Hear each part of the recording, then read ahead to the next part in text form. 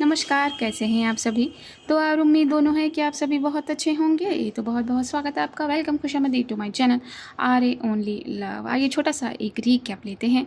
पांडा अपने बेस पहुंची थी, जहां सीईओ सर ने कुछ ब्रीफिंग बताई थी।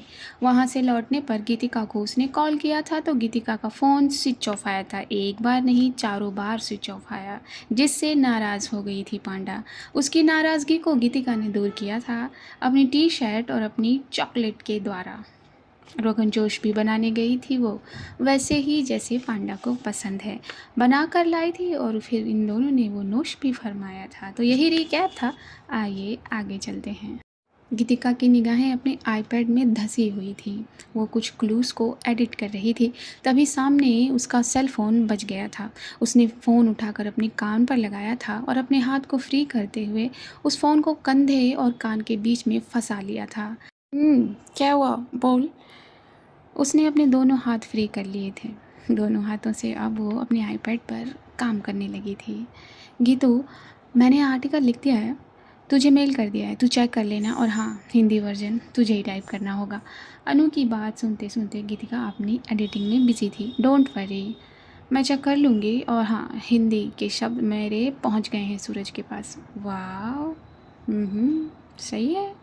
गीतिका बेडरूम के सोफे पर बैठी हुई थी, अपने काम में बिजी थी। तभी पांडा वॉशरूम से निकलते हुए अपने चेहरे को हल्का सा टॉवल से टच करते हुए बेड की तरफ बढ़ रही थी। तभी तभी उसकी गर्दन जो है वो बाहिनी तरफ मुड़ी थी और फिर वहीं जम गई थी।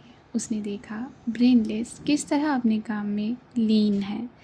गीतिका उसका पूरा रुख ले गई थी यहाँ पर। अपने शोल्डर और कान के बीच में उसने अभी भी फ़ोन को फंसाया हुआ था। अपने दोनों हाथों को वो अपने कुछ पेपर्स में बिज़ी रख रही थी, तो कभी अपने आईपैड में बिज़ी रख रही थी। अपनी गर्दन को फ़ोन की साइड उसने झुकाया हुआ था। अपने काम में इतनी लीन थी गीतिका सॉरी कि पांडा उसके करीब आ गई थी, लेकिन उसे कुछ खबर ही नहीं थी। अनु से बात करते करते वो अपनी क्लूज़ को इकट्ठा कर कर जोड़ दे रही थी। अपनी गर्दन को हल्का सा झुकाए गीतिका पर नज़र रखे पांडा रुक कर मुस्कुरा रही थी। धीरे से बिना कुछ कहे पांडा ने अपनी मुलायम टाल को सोफे के कंधों पर रख दिया था। सोफे के पीछे से घूमते हुए वो आकर सोफे पर बैठ गई थी, गीतिका के ठीक सामने, बगल में।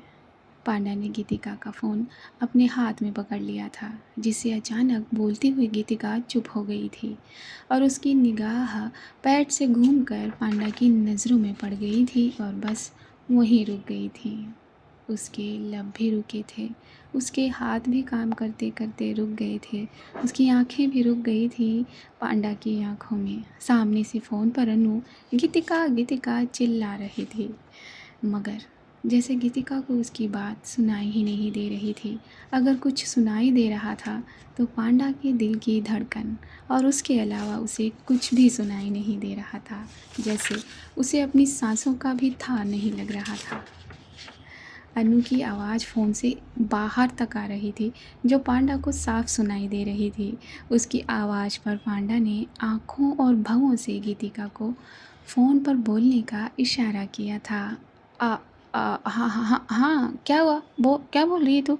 गीतिका ज़रा टूटी पांडा की मोहब्बत के खिंचाव से, और उसने अपना ध्यान फ़ोन और अपने पैड पर लगाया। अब उसकी गर्दन सीधी हो गई थी, क्योंकि शोल्डर और कान के बीच में जो फंसा हुआ था वो तो पांडा ने पकड़ लिया था, तो उसका शोल्डर खाली हो गया था। तू कहाँ खो गई है? कोई है क्या तेरे साथ? अनु ने पूछा। अब नहीं, तू क्या बोल रही थी, तू बता ना, गीतिका ने भवों को सिकोड़ कर पूछा। दोनों तरफ ध्यान दिया उसने, अपने आईपैड के काम पर भी और फ़ोन पर भी। पांडा मुस्कुराते हुए बस गीतिका को देख रही थी। थोड़ी ही देर में अनु ने फ़ोन रख दिया था। गीतिका ने पांडा पर नज़र रखे गर्दन से इशारा किया था कान से फ़ोन हटा लेने का। पांडा ने फ़ोन टेबल पर रख दिया था। सोफे के बैग पर अपनी कोहनी टिकाए हुए गीतिका के बालों को छेड़ रही थी पांडा। गीतिका अपने कान को वापस खींच ले रही थी। क्योंकि उसे ज़रा गुदगुदी हो रही थी। भौं को सिकोड़कर होठों को हल्का सा प्रेस करके बाहर की तरफ निकाल के एक क्यूट सा चेहरा बनाते हुए अपनी गर्दन को गीतिका ने जल्दी जल्दी ना में हिलाया था कि वे उसे ना छेड़े। मगर पांडा को उसे यूं छेड़ना बहुत अच्छा लग रहा था। स्क्वाड्रन लीडर, मत करिए ना प्लीज़। गीतिका ने पूरा रिक्वेस्ट वाला इमोजी बना लिया था अपने चेहरे से। तो वैसा ही चेहरा बनाकर पांडा ने अपने हाथ गीतिका पर से हटा लिए और जेट के पंखों की तरह उसने अपने हाथ सोफे के कंधों पर फैला दिए। गीतिका ने फिर अपने काम पर ध्यान लगाया और अपने आईपैड पर कुछ हेडलाइन लिखने लगी थी। पांडा इंतज़ार करने लगी थी गीतिका के काम ख़त्म होने का। गीतिका की नज़र उस पर गई और उसे अपने पर्सनल पांडा पर प्यार आया। उसने अपने पैट को हाथ में लिया और दोनों पैर एक ही तरफ करके वो जाकर पांडा की गोद में बैठ गई थी। पांडा ने फट से अपने हाथों के जेट को गीतिका की कमर पर लैंड करवा दिया था। स्क्वाड्रन लीडर को ऐसा भी मुंह बनाना आता है क्या? गीतिका ने पांडा की चिन पर अपनी नोज़ को रगड़ते हुए पूछा था। हाँ, आपको अभी क्या मालूम है कि क्या क्या बना सकती हूँ मैं? और ब्रेनलेस, इतनी गहराई से किस खबर पर काम किया जा रहा है? हाँ, पांडा ने गीतिका के बालों को संवार दिया था, कंधों पर से हटाकर वहाँ अपनी चिन रख दी थी। मेरी स्क्वाड्रन लीडर को ये बताने की ज़रूरत ही नहीं है, वो इन सारे क्लूज़ को देखेंगी और समझ जाएंगी। पांडा की आंखों में क्यूट भाव नज़र आया था और उसी भाव को लिए वो मुस्कुरा दी थी और गीतिका ने अपनी निगाहें वापस अपने काम पर की थी। कितनी देर तक करना है काम? पांडा ने पूछा। बस 5 मिनट्स। गीतिका फिर काम के प्रति गहनी भाव ले गई थी। उसका सीधा गाल पांडा की नज़रों के आगे आ गया था।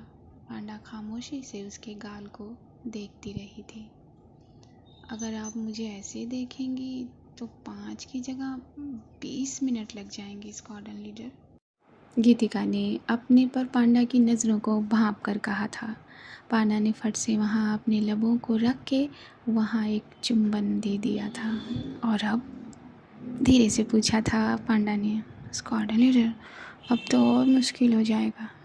नहीं होगा, चलिए ब्रेनलेस, काम ख़त्म करिए पहले। चलिए चलिए जल्दी करिए, टाइम वेस्ट मत कीजिए। बस ये हो गया, mail is on it's way. Enter press करते हुए गीतिका ने कहा था और आईपैड को बड़े प्यार से रख के पांडा की तरफ वो पूरा का पूरा मुड़ गई थी। वाह, सिर्फ एक किस से इतनी फास्ट फॉरवर्डिंग? हाँ, पांडा के कहने पर गीतिका ने दूसरा गाल भी आगे कर दिया था उसके होठों के। इस गाल पर नहीं, सिर्फ उसी पर, पांडा ने कहा। क्यों? अपनी भौं सिकोड़ कर पूछा गीतिका ने। क्योंकि उस पर ये उंगलियां छपी थी ना, और वो चाबियों के निशान, तो बस ये एडवांटेज उसी गाल को मिलेगा। गीतिका ने फिर उसी गाल को आगे कर दिया था और पांडा ने एक साथ 3-4 किस उस गाल पर बरसा दिए थे। गीतिका ने एक उबासी ले ली थी। पांडा ने उसे पकड़ते ही उठना चाहा था उसकी उबासी को देखकर, मगर गीतिका ने उसे रोक दिया था क्योंकि अभी भी उसका लेग पूरी तरीके से ठीक नहीं हुआ था। ज़रा भी इधर उधर हो, ज़रा सी भी अड़चन पड़े अगर मसल्स में, तो वापस वो मसल्स क्रैक हो जाएंगे। गीतिका फट से उतर गई थी पांडा की गोद से। पांडा ने उसे उतारना नहीं चाहा था, लेकिन गीतिका ने पांडा के गाल खींच लिए थे और वो उसकी गोद से उतर आई थी। गीतिका ने पांडा को इशारा किया था बेड पर जाने का। पांडा बेड पर जाकर लेट गई थी। गीतिका ने भी ज़रा वक्त नहीं लगाया और वो फट से आकर अपनी तकिया पर सर रख चुकी थी। उसकी तकिया यानी पांडा का शोल्डर और उसके बाजू। पांडा ने आंखों में शरारत भरते हुए अपने हाथ को राइट रोज़ पे रखकर घुमा दिया था। स्क्वाड्रन लीडर, शरारत नहीं, वरना क्या? वरना क्या ब्रेनलेस? इतनी देर से मुझे इंतज़ार करवाया आपने, तो फिर मुआवजा कौन देगा? चलिए मुआवजा दीजिए। नहीं, और अगर आपने छेड़ा तो मैं आपकी शिकायत कर दूंगी, गीतिका ने कहा था एक चंचली अंदाज लिए। अच्छा, शिकायत कर देंगे आप मेरी? किससे? पांडा ने उसे और तेज अपनी तरफ खींच लिया था। सीईओ सर से? हाँ हाँ हाँ हाँ हाँ, सीईओ सर से। उनके पास मेरी शिकायत पहुंचेगी ही नहीं। पांडा ने पेट पर जरा गुदगुदी की थी गीतिका के। नहीं स्क्वाडन लीडर, मैं गीतिका यहाँ शब्द ढूंढती नजर आई थी। कोई ऐसा रिश्ता ढूंढती नजर आई थी जिससे वो शिकायत कर सके। मैं डॉक्टर अनम से शिकायत कर दूंगी आपकी। देखा, आप देख रही है ना किस तरह परेशान कर रही हैं मुझे। गीतिका ने अब की चेन की तरफ अपनी नज़र की थी। बस यही तो है जिनके आगे चलती नहीं। वैसे यहाँ भी आपकी शिकायत खारिज हो जाएगी। पांडा की नज़र भी की चेन की तरफ झुकी थी। फिर वापस पांडा ने अपनी नज़रों को गीतिका पर किया था। ब्रेनलेस, लेकिन आप नहीं बचेंगी मुझसे। दोनों की निगाहें एक दूजे में बंद आई थी। एक प्यार वाला आई कांटेक्ट दोनों शेयर कर रहे थे। पांडा नज़रों को बांधे हुए ही गीतिका के लबों की तरफ बढ़ने लगी थी। जब गीतिका को इस चीज़ का एहसास हुआ, उसने अपनी नज़रों को बंद कर लिया। पांडा ने अपने लबों को गीतिका की मुलायम पंखुड़ियों पर रख दिया था। गीतिका ने धीरे से अपने लेग्स पांडा के लेग्स में फंसा दिए थे। तभी गीतिका की आंखें खुली और बड़ी हो गई। आपने दवा ली थी? गीतिका ने होठों को खींच कर कहा। आप ब्रेनलेस, ये कोई टाइम है ये पूछने का? Shut up. ये कहते हुए पांडा ने उसकी बातों को, उसके सवालों को दरकिनार किया और अपना फोकस सिर्फ और सिर्फ गीतिका के लबों पर लगाया। और फट से पांडा ने गीतिका के चिन को अपने दूसरे हाथ से पकड़कर उसके लबों को ऊपर उठाकर फिर से उसके लबों को अपने अधरों में कैद कर लिया। पांडा का सर अप डाउन डायरेक्शन में हिलता चला जा रहा था और उसी डायरेक्शन को गीतिका का सर भी फॉलो कर रहा था, लेकिन ज़रा मिरर व्यू देते हुए। कुछ पल के बाद सांसों को राहत दी। दोनों ने फिर से एक दूसरे को देखा। शिकायत भी करनी है तो मुझसे करिएगा। अर्जी आगे जाने के चांसेस बस यही हैं और कहीं नहीं। पांडा ने वो ही गाल सहलाया था गीतिका का जिस पर कभी वो उंगलियां छपी थी। स्क्वाड्रन लीडर, दिल्ली किसके साथ जाना है? गीतिका ने पूछा था। आप चलेंगी?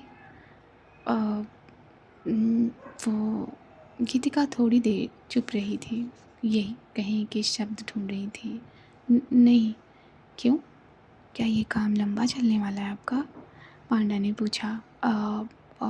हाँ, वो काम तो बहुत ज़रूरी है, बहुत इम्पोर्टेंट। और वैसे भी अभी तो बहुत सारी उड़ानें हैं ना। हाँ, आपने ठीक कहा। बहुत बहुत ऊपर जाना है मुझे, ऊंचाइयों को छूना है। पांडा की आंखों में वो लालसा दिख रही थी, चाहत, भूख दिख रही थी अपनी उड़ान को और ऊंचा कर देने की। मुझे वो वादा पूरा करना है ब्रेनलेस, जो मुझसे ये ले गई हैं। गीतिका ने नज़रों को ऊपर करके पांडा के चेहरे को देखा। और मॉम डैड? गीतिका ने धीरे से पूछा था। उसके पूछने पर एक लंबी और ठंडी सांस भरी थी पांडा ने। मॉम डैड तो क्या हुआ स्क्वाड्रन लीडर? क्या मैंने कुछ गलत पूछा? नहीं, आपने कुछ गलत नहीं पूछा। कुछ गलत नहीं पूछा ब्रेनलेस। बस उन्हें ही नहीं चाहत कि वो मुझे देखे, आसमान में देखे। क्योंकि जब मैंने अपनी चाहत अपने डैड के आगे रखी थी तो उन्होंने सीधा कहा था, या तुम हमें चुनो या अपनी इस चाहत को। और आपने अपनी चाहत चुनी। हाँ, मैंने अपनी चाहत चुनी। बिना सोचे समझे अपना एक बैग उठाया और अपना घर छोड़ दिया। फिर आगे कदम बढ़े। एकेडमी में फ़ीस की, एडमिशन की मुझे कोई चिंता नहीं थी, क्योंकि मेरे साथ स्कॉलरशिप थी। लेकिन इस पापी पेट का सवाल था। यहाँ कोई स्कॉलरशिप काम नहीं करती। इस पेट को भरने के लिए मुझे खुद काम करना पड़ता है। तब कुछ भी तो नहीं था, सिर्फ एकेडमी में एडमिशन और स्कॉलरशिप पर वो छोटा सा रूम जिसमें 4 लोग रहते थे। कोऑर्डिनेटर। फिर क्या ब्रेनलेस। फिर मैंने काम ढूंढा, रेस्टोरेंट में बर्तन धोए। आज इस रेस्टोरेंट में जाकर खाना खाते हैं। कभी ऐसे किसी रेस्टोरेंट में काम किया। शुरुआती दिन बहुत बहुत मुश्किल रहे, लेकिन मेरी ऊंचे उड़ने की कल्पना को कभी भी कमज़ोर नहीं कर पाया। मेरे सपने को कभी धुंधला नहीं होने दिया। क्योंकि मेरी स्क्वाड लीडर बहुत स्ट्रॉन्ग है, बहुत। वो इन परेशानियों से कभी टूटी ही नहीं, क्योंकि उनका सपना बहुत बड़ा है। हाँ, सपना बहुत बड़ा है ब्रेनलेस, बहुत ऊंचा। और ये सपना 5 साल की उम्र में देखा था मैंने, जब मैं इन हवाओं में उस छोटी सी खिलौनों को उड़ता देखती थी। मुझे लगता था कोई उसे चला रहा है, दूर बैठे, और वो बस हवा में तैर रहा है। बस मन हुआ कि ये मैं भी करूं, और फिर वो मन उड़ान लेता चला गया। आगे मैं बढ़ती चली गई, और मेरे इस ख्याल में, मेरे इस सपने में मेरी उम्मीदें जुड़ती चली गई। बहुत लोगों ने खींचा, मजाक उड़ाया, न जाने क्या क्या कहा, लेकिन मेरे इरादों में कभी कोई कमी नहीं आई। जानती है क्यों? क्योंकि माँ ने कभी मुझे कमज़ोर पड़ने नहीं दिया। न जाने किसने क्या क्या कहा, लड़की होकर तुम हवाई जहाज़ उड़ाओगी, सपने कम देखो, लड़कियां ये सब नहीं करती। लड़की को कभी भी ट्रेन चलाते देखा है? कभी उसे गाड़ी घुमाते देखा है जो तुम प्लेन घुमाने की बातें करती हो? और न जाने क्या क्या शब्द। लेकिन माँ ने कहा कि लड़की है तो क्या हुआ, कुछ भी कर सकती है। बस ये बात घर कर गई। मेरे इरादों ने अपनी ऊंचाई लेना शुरू किया। जैसे जैसे इसको खंगालना मैंने शुरू किया, वैसे वैसे पता चला। क्या करें, दिल में देशभक्ति भी थी। जब बचपन में कोई पिक्चर देख लिया करते थे, या मास्टर जी से कोई कहानी सुन लिया करते थे कि हवा में ही दुश्मन को बिखेर दिया गया, या फिर न्यूज़, वो खबरें, दिल ने चाहा और इरादा बना लिया कि कुछ ऐसा मैं भी कर सकती हूँ। कोई कैसे मेरे देश की सरहदों पर आंखें डाल सकता है, कोई कैसे मेरे देश को नुकसान पहुंचा सकता है, मैं उसकी आंखें नोच कर बाहर ना फेंक दूं। ये जज्बा कुछ ज़्यादा ही बड़ा हो गया था। बस आगे चलता चला गया ये जज्बा, पता चलता चला गया कि ऐसा भी होता है कि जहाज उड़ाओ और दुश्मनों को नेस्तो नाबूद कर दो। बस फिर क्या था, वही ज़िद पकड़ ली दिल ने। दिन रात वही सपने, दिन रात वही ख्वाब, वही ख्याल। जेट में बैठकर अपने जेट को ऊपर उड़ा देना, उड़ाकर उसे घुमा देना। जो खिलौने लगा करते थे वो सच लगने लगे।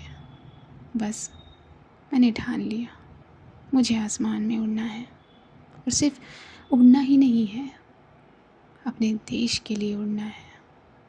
अपने देश पर उठी निगाहों को जो गंदी हैं उन्हें ख़त्म कर देना है।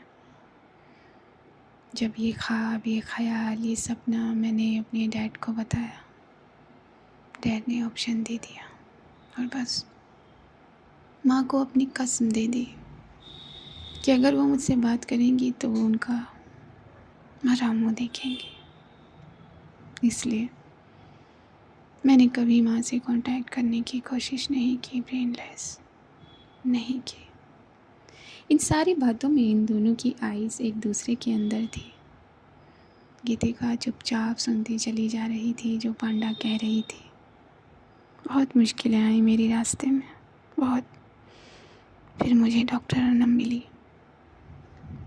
जब ये इरादे हल्के हल्के से लड़खड़ाने लगे, तब जब अपनी पहली फ्लाइंग ली और उसमें मैं फ़ेल हो गई, तब मिली।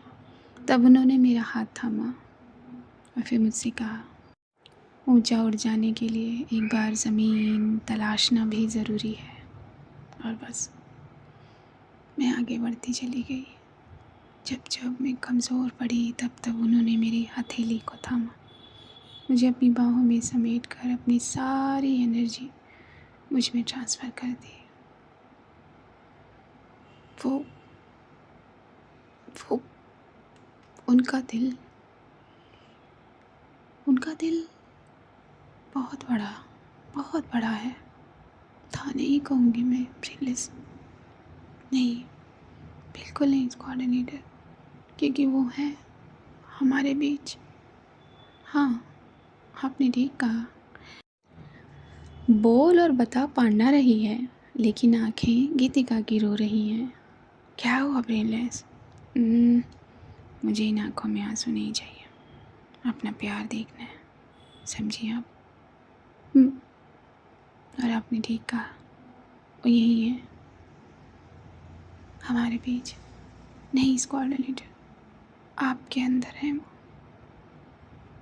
हाँ, ये भी तो सही कहा आपने। मुझ में वो मोहब्बत बेइंतहा भर कर चली गई है और आसमान की हदों को पार करना सिखा गई। मैं जहाँ जाती थी वहाँ उनके सब हो जाया करते थे। मेरी डॉक्टर अनम को उन बुज़दिलों ने अपना शिकार बनाया। उन्हें कुछ नहीं मिला तो मेरी मोहब्बत पर वार किया। मुझसे मेरी मोहब्बत छीन नहीं जाए, लेकिन वो भूल गए कि वो मुझ में समा चुकी है। मोहब्बत बनकर, विश्वास बनकर, कल्पना बनकर। और जिस दिन मैं उन लोगों से मिलूँगी, उस दिन बताऊँगी कि डॉक्टर अनम चीज़ क्या है। Sorry coordinator. आप क्यों सॉरी कह रही हैं? ब्रेनलेस, ये कहते हुए पांडा ने गीतिका का माथा चूम लिया।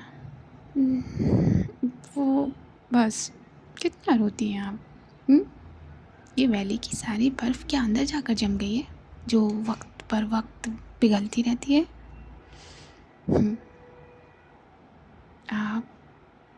आप अब मेरे दिल की धड़कन बन चुकी हैं। तो बस इन पानियों को रोकना सीखिए। ये कहते हुए पांडा ने अपना चेहरा गीतिका के चेहरे से चिपका सा दिया था। और हाँ, अगर डैड को पता चला कि मेरे दिल की धड़कन आप बन गई हैं, घर से तो पहले ही निकाल दिया था, जायदाद से भी निकाला कर देंगे। पांडा की बात पर दोनों के लब मुस्कुरा दिए थे और गीतिका ने मन में सोचा था, मेरी स्क्वाड लीडर कितनी स्ट्रॉन्ग, कितनी। और मैंने क्या नहीं कहा इन्हें। बार बार ये बात मेरे दिल में चुभती है, बार बार। उसकी इस गहरी सोच को भांप गई थी पांडा। आप क्या सोच रही हैं आप? मुझे लगता है सेमेस्टर स्टार्ट करना पड़ेगा। ये आपके ख्याल दूर ही नहीं होते, मेरे बाहों में हैं आप। और सोच क्या रही हैं? नहीं कोऑर्डिनेटर, नहीं नहीं नहीं, मैं कुछ भी नहीं सोच रही। जब गुदगुदी करना स्टार्ट किया पांडा ने, तो गीतिका ज़रा मचलती नज़र आई थी उसकी बाहों में। तो फिर चलिए मुस्कुराइए, हंसिए। I love you coordinator, I love you. I love you. सिर्फ कहा नहीं था यहाँ गीतिका ने, ऑलमोस्ट ऑलमोस्ट वो चीख पड़ी थी और उठकर वो फिर से पांडा के पेट पर बैठ गई थी। पांडा ने हंसते हुए उसकी कमर पर अब दोनों हाथ रख लिए थे। ब्रेनलेस, क्या करना है अब आपको?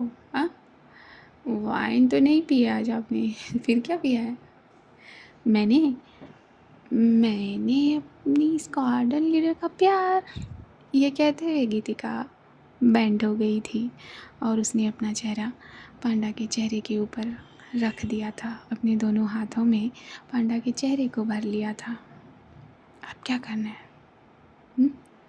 देखिए, अगर आप ये सब कुछ करेंगी तो मुझे वक्त नहीं लगेगा, क्योंकि स्टार्ट आप करेंगी और ख़त्म मैं करूँगी। तो बोलिए, मंजूर है? अब नहीं, मुझे कल सुबह जल्दी जाना है। ये कहते हुए गीतिका उतर आई थी पांडा के ऊपर से और फिर उसकी साइड में लेटकर बिल्कुल से चिपक गई थी और दोनों बाहों में भर लिया था पांडा ने उसे। क्यों, कल कहीं जाना है क्या? पांडा ने पूछा था ये, और उस पर थोड़ी देर चुप रहकर गीतिका ने जवाब दिया था, हाँ बताया ना मैंने, एक ज़रूरी काम है। अच्छा चलिए, फिर सो जाइए। लाइट्स, हाँ लाइट्स बंद कर देते हैं। पांडा ने लाइट को ऑफ़ किया और इन दोनों ने अपनी आँखें एक दूसरे की बाहों में बंद कर ली। तो आज के भाग में इतना ही। अब जानेंगे अगले भाग में कि क्या हुआ। आफ्टर ऑल गीतिका को जाना कहाँ है? तो ये भाग आपको कैसा लगा, कमेंट करके बताइएगा। और कश्यप और रावी से मिलकर कैसा लगा, ये बताया आपने? देखूंगी मैं किस किस ने बताया और किस किस ने नहीं। तो ख्याल रखिए, मुस्कुराते रहिए, ख्याल रखिए अपना, अपने पेरेंट्स का, और दुआएं करते रहिए अपने पेरेंट्स के लिए, सामने वाले के पेरेंट्स के लिए, सभी के पेरेंट्स के लिए दुआएं करते रहिए। नीडी चिल्ड्रंस के लिए दुआएं करिए, इंसानियत के लिए दुआएं करिए, हर उस प्रेग्नेंट लेडी के लिए जो अपने अंदर एक नन्ही सी जान को समाये हुए है। बस दुआ करने के लिए कहूँगी, क्योंकि सब्सक्राइब आपसे होता नहीं है, लाइक और शेयर आपसे होता नहीं है, दुआएं तो कर ही सकते हैं, है ना? हाँ हाँ, मुस्कुराइए मुस्कुराइए, किसने मना किया है? मैं लूँगी अब आप सभी से इजाज़त। नमस्कार।